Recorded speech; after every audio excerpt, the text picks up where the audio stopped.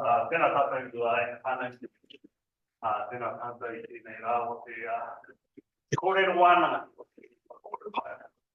Ki te tūtai te kātua I ngana nei ngā mea te tōpū, rire hau, ki te te aru stau, tā hui a riki, tonu, he te kohe tanipa, waka o tanipa, kia koe a Rosanna.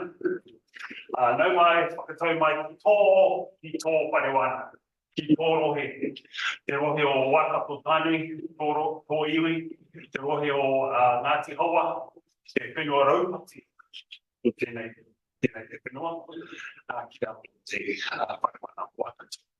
Nau mai para mai, tēnei kaua, nau mai ki kiri ro, ara pai, te o Waikato tānui, te mana pai o tēnei. Nau mai para mai.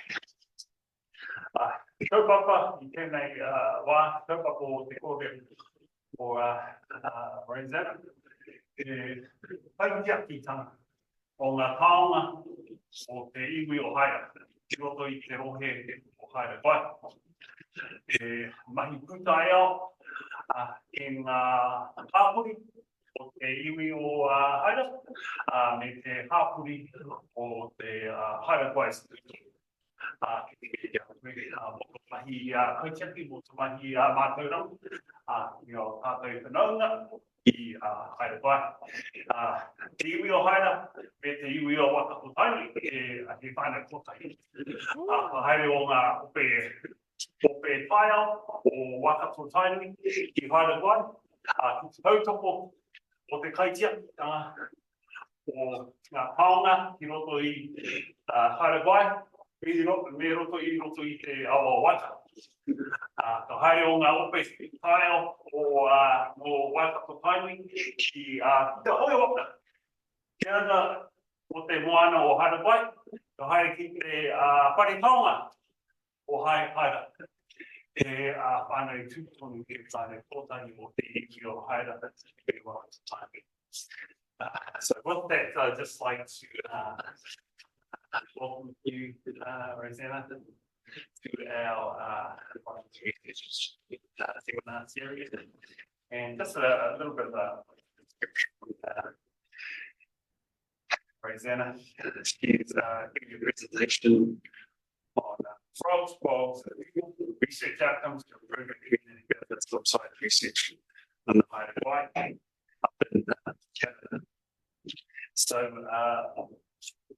Rosanna is also Waikato tānui and Ngāti Tāwhiti. She's a restoration ecologist and a national geographic explorer, and she grew up on the west coast of the South Island.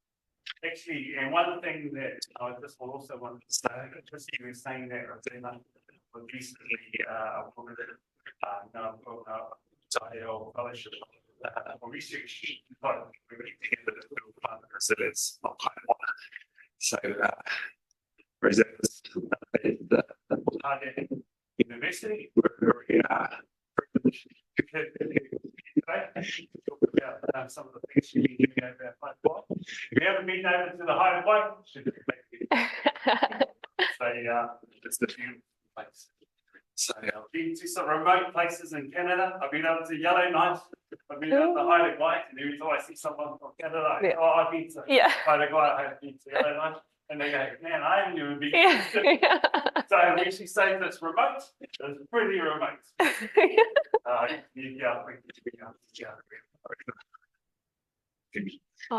Kia ora, ngā mihi. Thank you guys so much for coming and for Chrissy for hosting me. I really appreciate that. Really special to be here. This is my first time at Waikato University. Pretty cool. Kia ora koutou, ke te taha o tōku pāpā, he uri aho no Waikato Tainui, ki te taha o tōku māma, he uri aho no airangi kouturangi me ingarangi hoki. I te puaki au I te taiputini me o tutahi. Ko Rosanna Gamlin Green aho. So today I'm going to tell you a story about how I fell in love with a place, its people and toads And this is a video that I took of some toads mating because I just wanted to get you in the toad zone where just really wanted to dive in. This is where we're going for the next wee while today. And yeah, so these are some special little love toads. I thought, since I know there's some grad students around, that I'd also share part of my grad student journey as a part of this talk as well. So I moved to Canada, Vancouver in 2016, started my PhD at University of British Columbia, and I'd actually come there to do a biogeochemistry PhD. I was meant to be looking at nutrient cycling and freshwater ecosystems, because that's kind of what I did for my honours. But then I was 6 months into planning this research project around nitrogen cycling stuff, and I just wasn't, my heart wasn't in it. I was like, crap, I'm going to have to do this for the next 4 years and I'm not really feeling it. And luckily in Canada, you kind of have about often up to a year or even a little bit more sometimes to come up with your research proposal.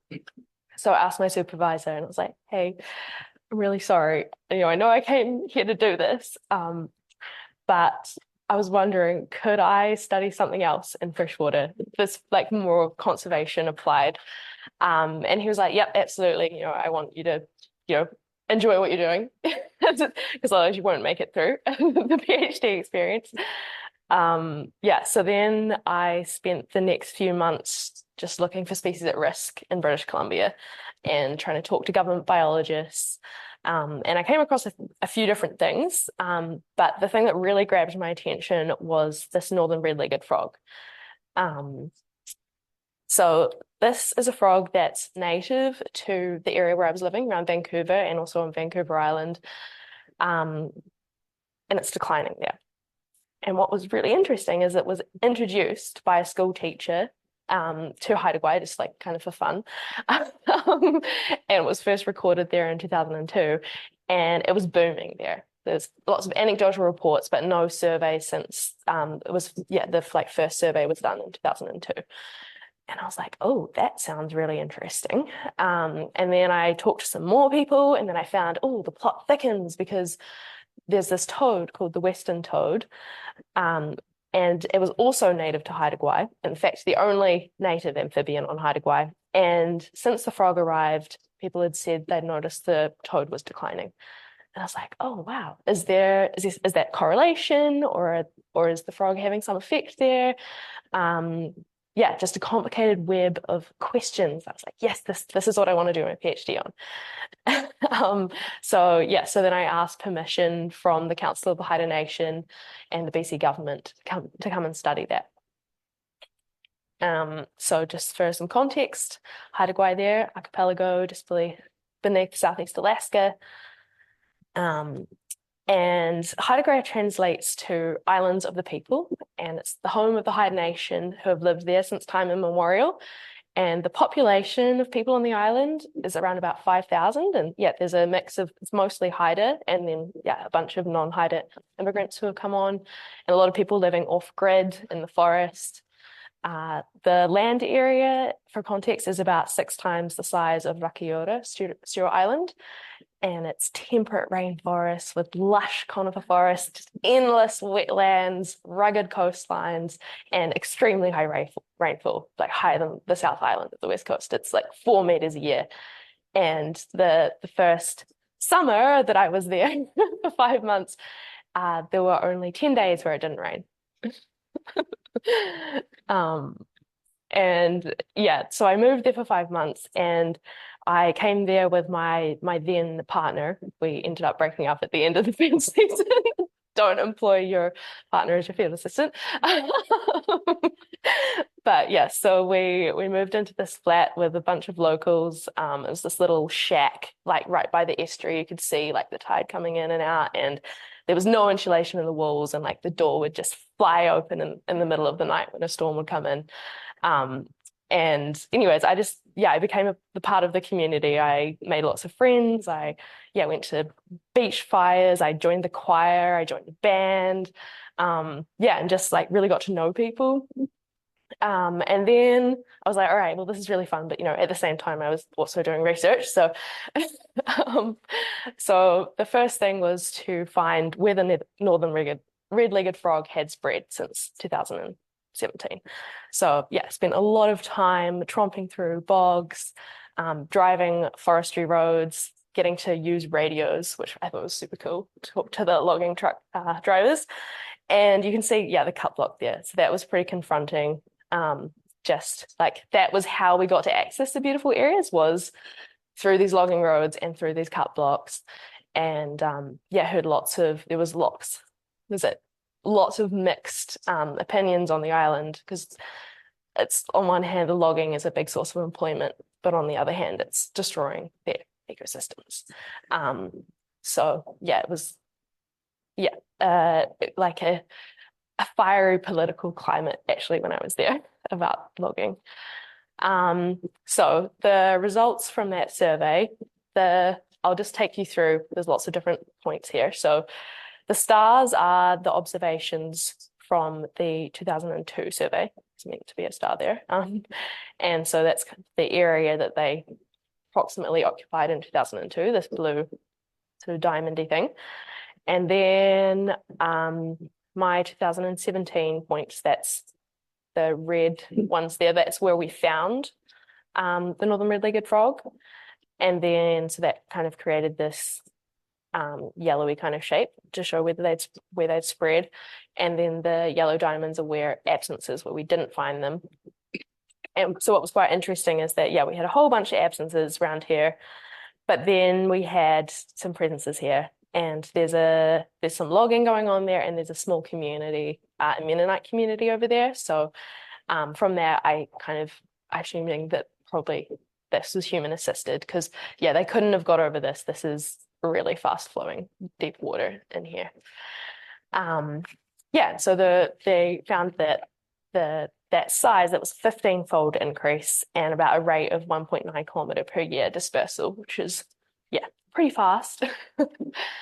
And I also did some climate change modeling, and I was going to use, and the point of the slide is not the results of this, but the community aspect, which was that I was going to use a 1 kilometer grid size to project, yeah, where like climate suitability for this frog. And yeah, then I spoke to some local land managers, and they were like, oh, actually, that's too coarse for us. Like, yeah, we would really like it if you could increase the resolution to 250 meters. I was like, okay, sweet. That's going to involve a lot more RAM, and yeah, QGIS and R crashed a lot, but it resulted in, yeah, higher quality data and more useful data for them. So I was super glad to, yeah, like I'd often like pop into the office, like the different offices of the land managers when I was there on Haida Gwaii, which, yeah, kind of meant that it was able to be like a bit of back and forth about how I was going about things. So yeah, frogs were definitely spreading. So what did that mean for the toad? So I ran a little experiment with some tadpoles from the frog, and also the one, like on my survey to find frogs, I'd randomly stumbled across one toad breeding site. And so I had some frog and toad tadpoles trying to look at competition. And one of my friends, Kate, she was really curious about what I was doing in my backyard. She'd like come over and be like, what are all these tanks there? I mean, everyone would be like, what is she doing? And she was a primary school teacher. And so she was like, I think, my kids would actually be really interested in this. So she asked if she could bring them over. So yeah, I had a whole class of kids come over, and they were weighing the different tadpoles, and they had super, super good time. And that's how my journey with community science really started, and the outreach stuff. Because yeah, I just saw how, yeah, it was pretty sweet. So after that, like a few weeks after that class came, two girls from the class, Nora Jane and Layla, they made a toad puppet show. I was like, yes, like this is actually, that the science outreach is actually having a measurable impact in puppet shows. And following on from kind of community events and things, just like from chatting to people, chatting to parents, I learned that the toad is very culturally significant to the Haida. and that because there was all this talk of frogs everywhere, and I was like, oh, there, must be a frog, but I did kind of wonder. But then, I found out that actually it was a mistranslation, and that a lot of the oral history is talking about the frog, and on some of the art and things where a frog is depicted, it's actually they're talking about the toad. And that was massive. It was like, oh, I just really started to comprehend how important this toad was.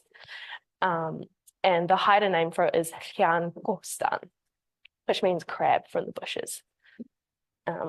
I've just noticed there's some weird formatting that's happened with the PowerPoint, but that's all right. So yeah, I was starting to get a little bit distracted at this point from the frogs. Starting to feel like maybe I should look at the toads a bit more, especially as I was hearing how concerned locals were. They'd noticed declines, places where they were had seen them as a kid that no longer were.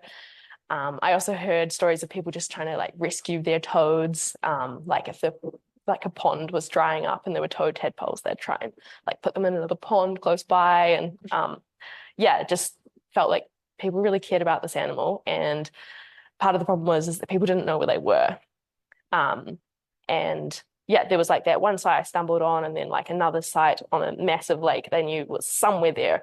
But there's kind of just, where were they? And so we couldn't really figure out how they were doing and what's going on without knowing where they were breeding. When I arrived to Haida Gwaii, local biologists said you're not going to find the toads. We've looked. And I was like, oh no, but I want to look again. So I thought, okay, I'm going to try a different strategy, because their strategy was kind of a bit of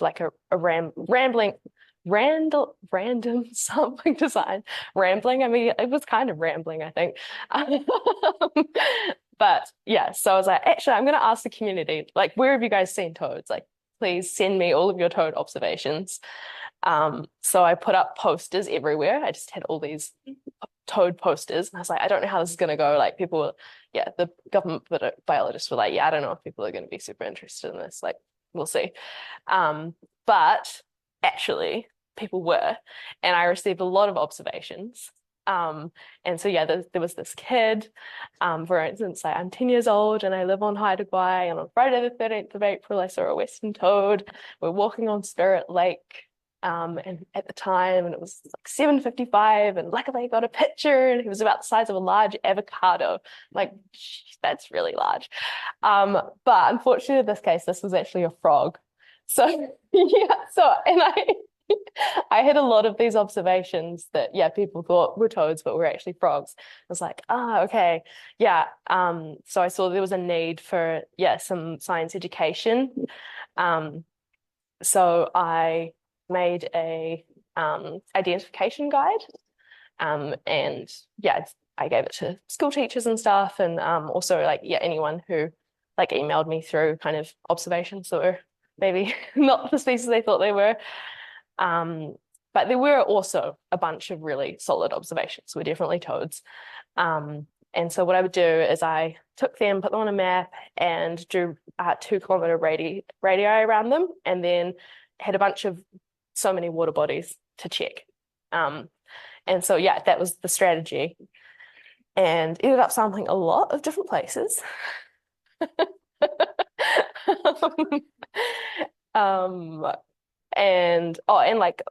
Something about I should mention that later.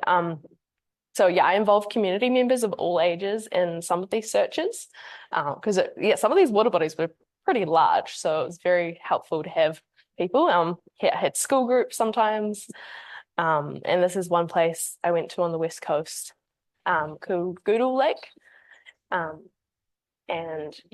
just Amber and Evan reached out to me. They saw one of these posters, and they were like, oh, we were on a picnic one time and we saw these little toads. Do you think this might be a toad breeding site? And I was like, well, let's go find out. So they asked if I wanted to come back with them to this lake, and it was quite an adventure.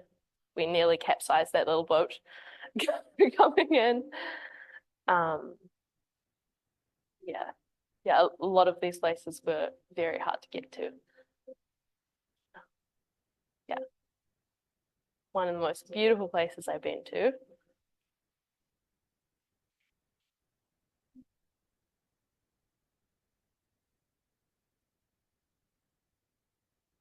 Yeah, it was really special to go into a valley where it hadn't been logged, and yeah, come through to this lake, which I ended up having to swim across to find tadpoles. And you can see here the toads, they lay their eggs in long strings in the vegetation. And they always come back to these same sites, which is why we were looking for them. All right, so this is the before this giant search. There were these, sites known in Gwaii, and then one up here, kind of an approximate location. And then afterwards, this is what we got. So we found 9 previously unrecorded toad breeding sites, which may not sound like a lot, but it took a lot of effort to find these. And one of these sites was on a farmer's property, the Richardsons, and they were so excited that there was a toad breeding site because they used to get off their tractors to rescue toads. And so they asked, they're like, oh, how can we protect this toad breeding site? And I said, well, it'd be awesome if you could delay harvesting and maybe leaving a buffer around the pond. And so I was driving past a couple of months later at the end of the summer, and I saw that they'd left this giant buffer around the pond. And it was like one of the best moments of my life. It just like, oh my gosh, actually having an impact with this work. So I was very, very stoked.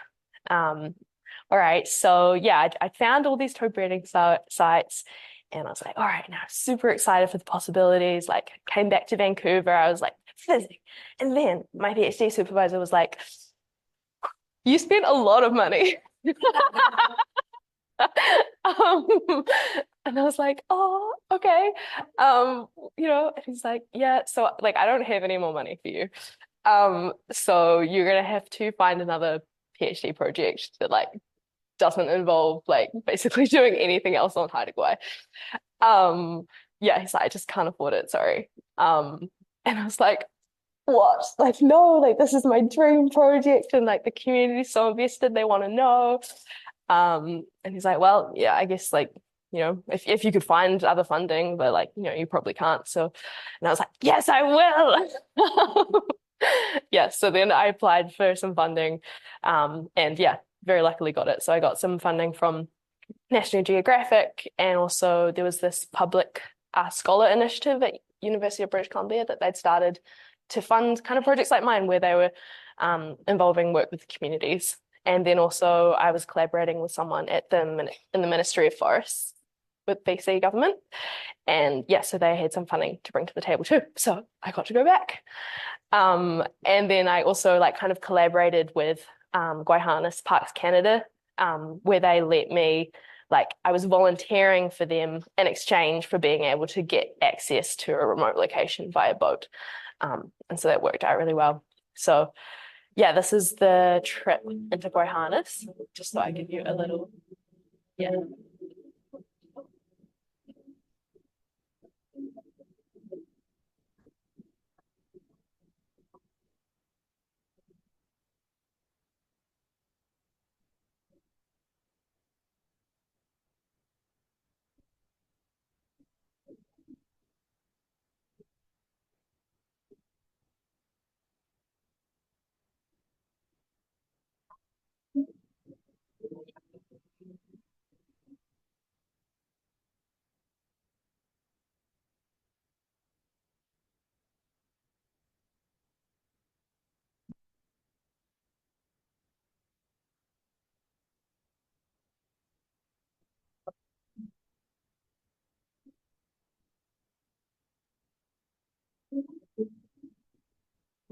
So much scrambling. It was like I got stuck many times.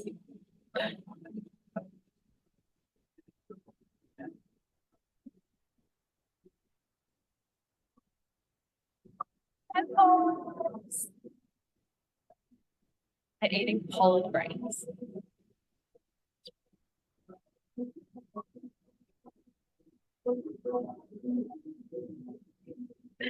They like to swim in a kind of train around the pond, which is quite cool.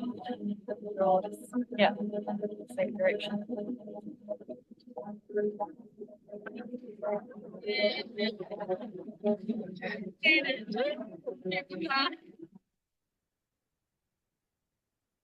So yeah, very, very grateful to have gone there.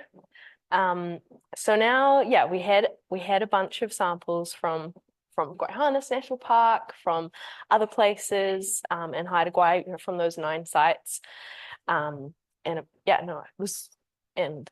couple of other sites as well. And so I wanted to ask, are toads on Haida Gwaii genetically distinct? Because I kind of wondered, they were so isolated from the other populations. So that involved not only, sampling on Haida Gwaii, but with the help of the British, with Melissa Todd from the BC government, sampling in other places in British Columbia as well. 47 different breeding sites. And yes, I found that these toads are super distinct, almost to the level of subspecies. Kind of, there's a bunch of different things that have to happen for it to be designated a subspecies. But in terms of the kind of genetic differentiation piece, it was up there with that. And they also have half the genetic diversity, which could, potentially have conservation implications in terms of maybe it might make them a bit more vulnerable to environmental changes if they don't have as much genetic diversity. Okay, so from that result and a bunch of other stuff in my PhD, and from listening to the community about, how concerned they were about toads and how important this was, I realized that what the toad really needed was protection of these breeding sites, because they're so important for this toad to be able to persist. And I kind of also heard stories of how, some people may have accidentally kind of destroyed some toad breeding sites just by not knowing where they were, and by accidentally digging up some overwintering toads. So the toads kind of hibernate, they overwinter in the mud and stuff. And so just kind of thinking, okay, it'd be awesome to run a community monitoring program that gets some baseline data and also raises awareness of these breeding sites, where they are, and also how to find new ones as well. So 2 days after I defended my PhD thesis in 2022, I flew to Haida Gwaii for 6 weeks to try and help start a toad monitoring program. And I had the help of Christine Rock, who is a government biologist on Haida Gwaii. She was super supportive, really helpful. And then I kind of had the unofficial support of the Council of the Haida Nation and BC Parks and Ministry of Forests. And the aim was to aid conservation of toads on Haida Gwaii through long-term monitoring and increase knowledge. And the goals of that season were to collect data on timing of breeding, number of breeding pairs, and monitor predation. So we ran training workshops to work out, to identify and count toads, and had people adopt a toad breeding site. And then I also ran talks in schools, and some public talks and stuff at the same time. And this was kind of still when COVID was quite present and people were still quite nervous about it. So I didn't have that many people turn up to the talks, but a lot of people came out to the training sessions. And I kind of would make a day of it. Sort of I'd provide food, and we'd have a picnic together after the training. And so it was really popular with families especially. And this is an example of the citizen science kits that we had out at the toad breeding sites, including polarized sunglasses so that you can see through the water. And here's a couple of pictures from the school field trips, which were awesome but super chaotic, as you can imagine. But it was really cool. The kids really would respect the site. It'd be like, all right, guys, we're going to a very special place.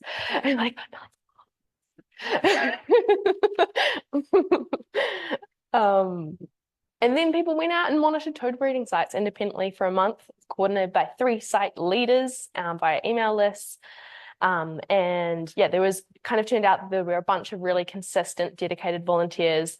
And then because of life and the fact that Haida Gwaii, like people are subsistence living a lot, and this was now the harvesting season for them, like to get enough food to last the summer and like can stuff for the winter. So yeah, people really dropped off in terms of their involvement.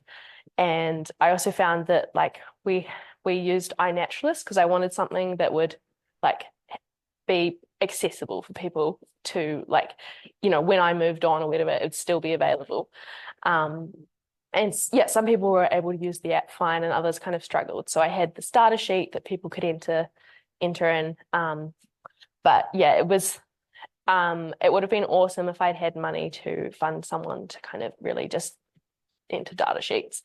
That would have really helped. But I think that in terms of kind of what it led to was like one of the main outcomes was that people knew where these toad breeding sites were and how to care for them, and how to like determine between the different species.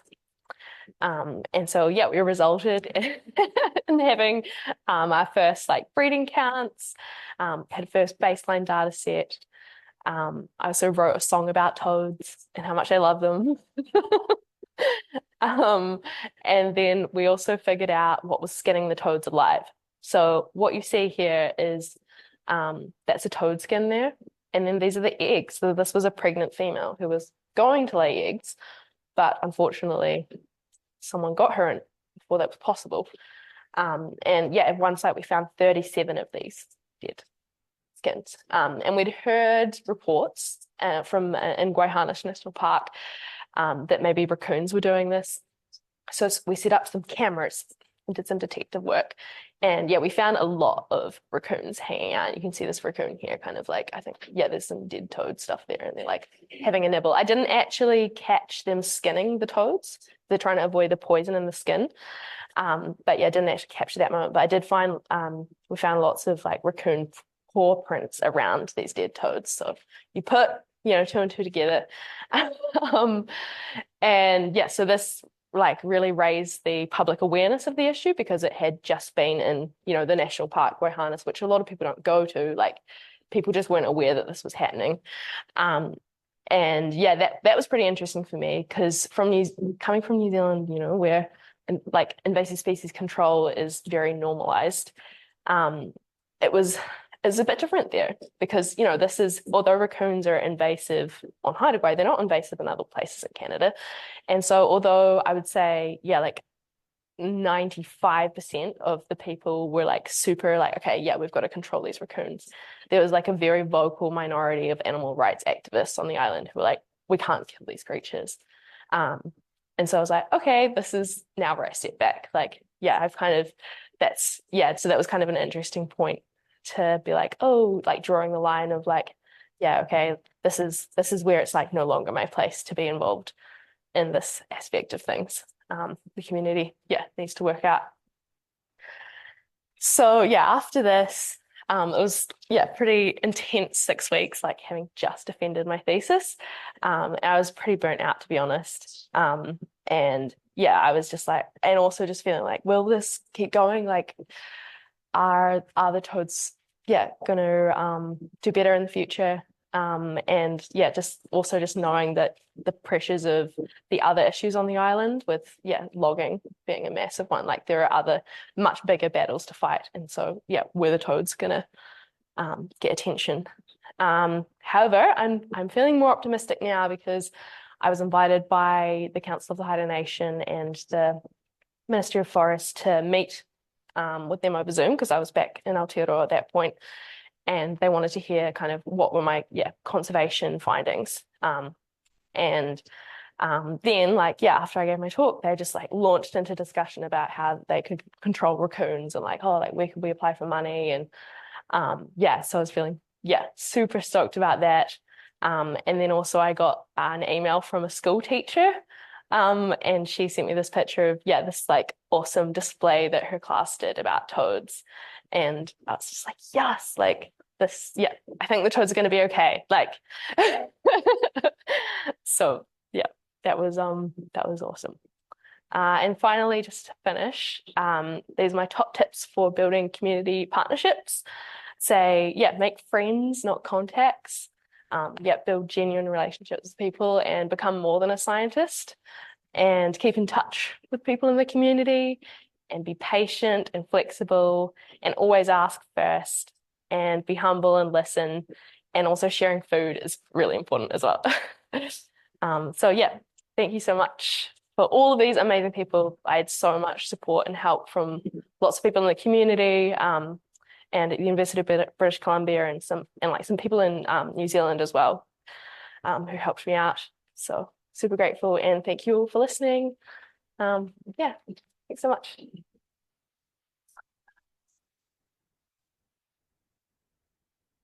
Thank you. Any questions for us? Yeah.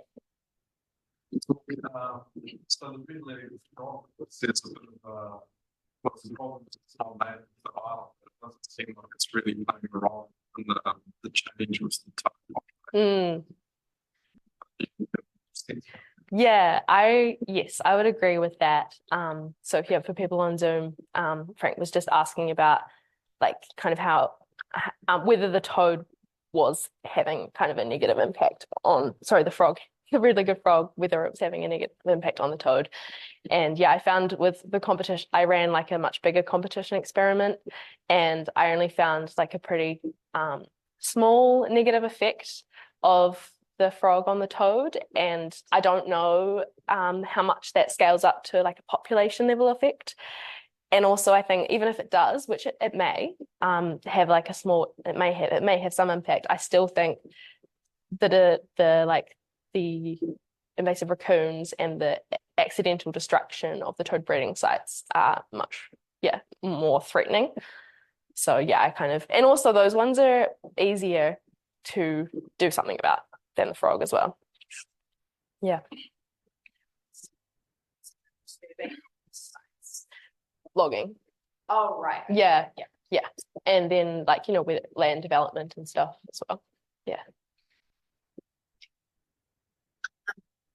I have a question before. I was admiring your videos of your photos and things. And so I know that the National Geographic grants, the cyclone part of it is really important. So is that part of your grant that you needed to capture all these videos? And like, did you have a GoPro, and how did you? Yeah, I did have a GoPro, and yeah, they did have a big emphasis on wanting us to try and capture lots of different photos and videos, and it turns out they haven't really done anything with them, but they still really want to be to get it. So I'm glad that I had that push, because it did like make me take a lot more media than maybe I normally would have. Yeah, just thinking about it, was Jamie and Christie, who's a filmographer, and he was saying that oftentimes people go to, when it comes to putting out their publication, and then they go and do a press release, and the media's like, cool, so it's cool, you're doing your thing, and that actually I was in Haida Gwaii, like 20,000 miles away, and so having that stuff is really important. So I think it's just I thought that was an amazing example of actually leading that when you're doing the work. That's really cool.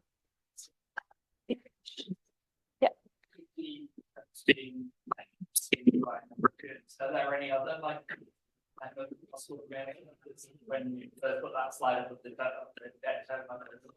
from New Zealand? For a moment, obviously. Great question. So yes, for people on Zoom asking about whether there were other predators besides raccoons. And I also did wonder about feral cats. I never caught any on video, but it's entirely possible that, on the cameras, it's entirely possible feral cats. They could have also had some native predators such as sandhill cranes and martins. But never caught any on camera. But it's definitely an area it would be great if people could look into. Yeah.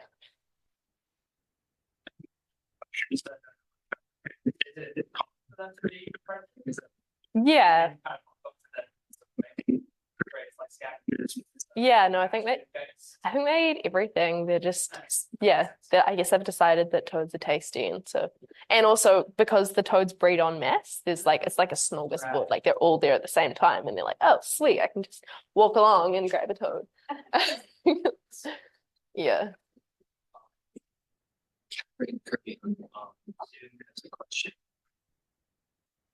What's next for your career?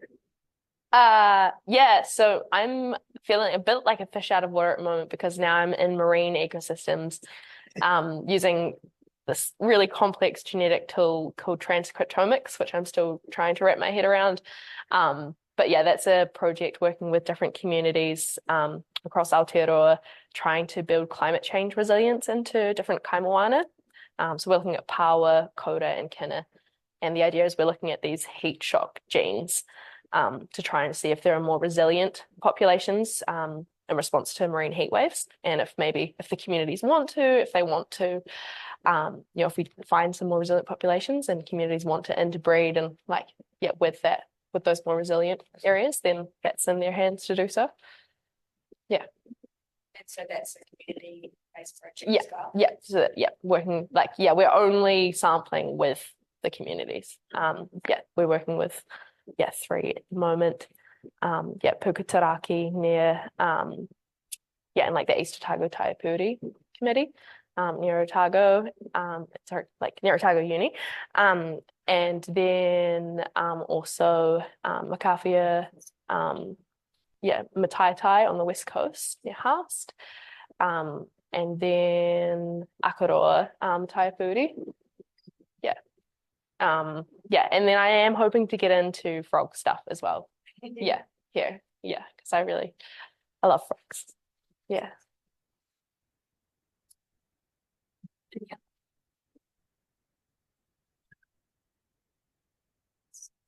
Cool. Thanks, Chrissy. Thank you, Rosanna, for your today on the answer to the thank you once again for coming along. I had the opportunity to be elected by the Haida Council many years ago. Oh. The Haida people, very similar to the Waikato Tainui people you're trying. They are canoe Waikato tribes. I was over there, I kept them, Haida canoe over there, talking the Waikato River, Te Awa Waikato Wakatoa chant. Wow. And then a few years later, when they came over here, we took them on the Waikato River. So Waikato Tainui, the Mana Whenua of this university is very that's what the Haida Nation Society. That's Probably so special. ideal that we give you a kaurapa, the spirit of a waka. What? To you. Oh, wow. No, Mickey. Thank you so much. Oh, and some other stuff. Wow. That's beautiful. No, Mickey. Awesome. Thank you everyone for coming along. We're going to go and have some pie, so all of you are very welcome to join us. Rosanna, come on, join us. Thank you everyone on Zoom as well. Yeah.